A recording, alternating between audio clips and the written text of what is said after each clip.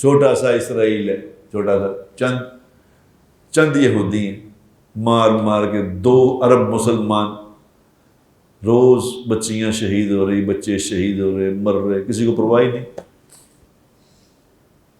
وہ قنوت نازلہ پڑھ رہے مسجدوں میں میں نے ہماری مسجد میں قنوت نازلہ صبح پڑھ رہے مسجد میں، کہا پڑھو نازلہ قنوت نازلہ پڑھو، اس سے کچھ نہیں ہوگا، پڑھو جتنی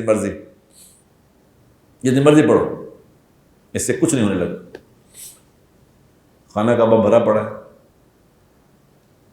طواف کرنے میں گیا تو پورا مطاف بھرا ہوا ہے، 2 2 2.5 3 گھنٹے کا طواف ہے، اور سب دعائیں مانگ رہے ہیں، یا اللہ فلسطین کی خیر، یا اللہ فلسطین کی خیر، یا اللہ ہمارے بچے وہاں یہ ہو رہے ہیں، کوئی نہیں سن رہا، اللہ خانہ کعبہ میں بھی نہیں سن رہا، چلو دفع ہو جاؤ۔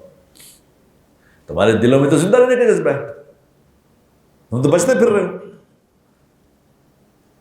اللہ کے راستے میں جانے سے ڈرتے ہو، اللہ کے لیے جان دینے سے ڈرتے ہو، جاؤ ذلیل ہو جاؤ دنیا میں۔ یاد رکھو میرے دوستو، جو قومیں دنیا میں بڑا بننا چاہتی ہیں وہ ہمیشہ ایگریسو ہوتی ہیں، یاد رکھنا، صلح پسند نہیں ہوتے وہ۔ یہ امریکہ میں کیا کر رہے ہیں، امریکہ دنیا میں کیا کر رہے ہیں، وہ ان کی دنیا میں ہر وقت کہیں نہ کہیں لڑائی ہو رہی نہیں، ہر وقت کہیں نہ کہیں فوجیں گئی ہوئی ہیں۔ تو جب مسلمان اوپر تھا تو ہر وقت دنیا میں مسلمانوں کی فوجیں کہیں نہ کہیں لڑ رہی ہوتی تھی، نہیں لڑتی؟ یعنی کیا ان کا پیشن کیا تھا، ان کا پروگرام کیا تھا کہ عمر رضی اللہ تعالیٰ خلیفہ ہیں اور 22 لاکھ مربع میل پہ حکومت ہے، تو نماز پڑھا رہے ہیں۔ اس وقت خلیفہ امام بھی خلیفہ ہوتے تھے، امام مسجد خلیفہ ہوتے تھے۔ اب تو پہلے تو ہم یہی بات بھول گئے کہ امام مسجد بھی خلیفہ ہو سکتا ہے۔ عمر رضی اللہ تعالیٰ نماز پڑھا رہے ہیں مدینہ منورہ میں، اب کس جذبے سے نماز پڑھا رہے ہوں گے؟ عمر رضی اللہ کی نماز کیا ہوگی بتاؤ؟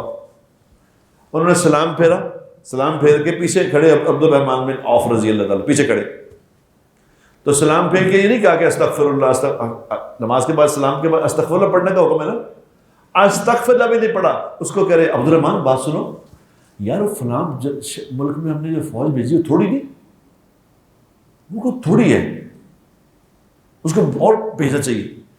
یعنی سلام پھر کے فٹافٹ یہ بات کر رہے ہیں، یعنی دماغ ان کا کس طرح چل رہا تھا بتاؤ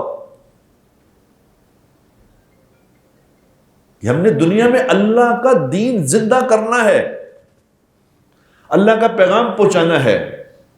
جب پیغام پہنچا رہے تھے دین اللہ کا پیغام پہنچا رہے، ایک کو مرنے مارنے کے نہیں چاہتے تھے، وہ تو جب کوئی نہیں مانتا تھا لڑائی ہوتی تھی، وہ تو پہلے کہتے تھے کہ جناب اسلام قبول کر لیں، آپ ہمارے بھائی ہیں، ہم اللہ کا خلیفہ ہیں، انی جاعل فی الارض خلیفہ، اللہ نے ہمیں خلیفہ بنایا ہے، ہم اللہ کا پیغام دینے آئے ہیں کہ اس اللہ کی ایک اللہ ہے جس نے سارا کائنات بنائی ہے، اس کا آخری رسول محمد رسول اللہ صلی اللہ علیہ وسلم ہے، ہم ان کا پیغام آپ کو دینے آئے ہیں کہ آپ ان کی اطاعت میں آ جاؤ، آپ ہمارے بھائی ہیں، کوئی لڑائی نہیں آپ سے۔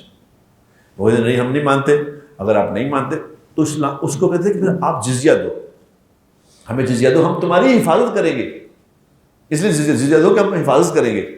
اور اس جزیے والے دنوں میں ہم آپ کے اندر رہ کے لوگوں کو دین دکھائیں گے بھی اور سمجھائیں گے بھی۔ یعنی دکھائیں گے کیسے؟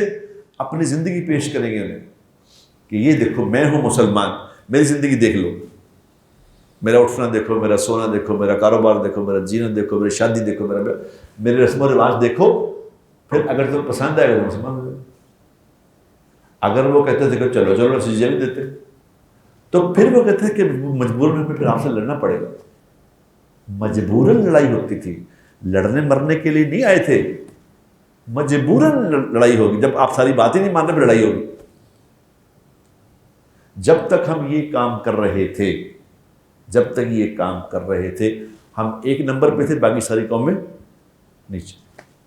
جب ہم نے یہ کام چھوڑ دیا اور صلح کل بن گئے کہ نہیں یہ بھی ہمارے بھائی ہیں، وہ بھی ہمارے بھائی ہیں، یہودی بھی ہمارے بھائی ہیں، یہ بھی ہمارے بھائی ہیں، اللہ قرآن میں کہہ رہے یہ تمہارے دوست ہو سکتے ہی نہیں. چلو وہ کہہ رہا ہمارے دوست ہیں، یہ ہمارے دوست.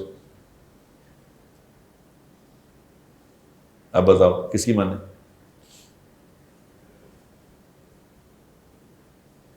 اللہ کی مانے، پرائم منسٹر صاحب کی مانے؟